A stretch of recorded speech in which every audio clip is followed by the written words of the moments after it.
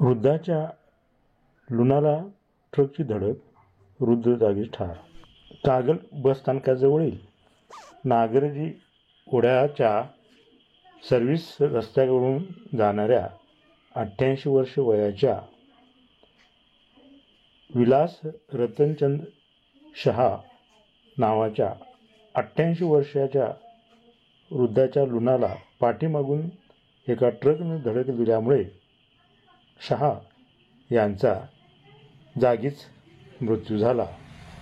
ट्रकचे चाक त्यांच्या डोक्यावरून गेल्यानंतर त्यांचा जागीच मृत्यू झाल्याची घटना शुक्रवारी 16 रोजी संध्याकाळी घडली.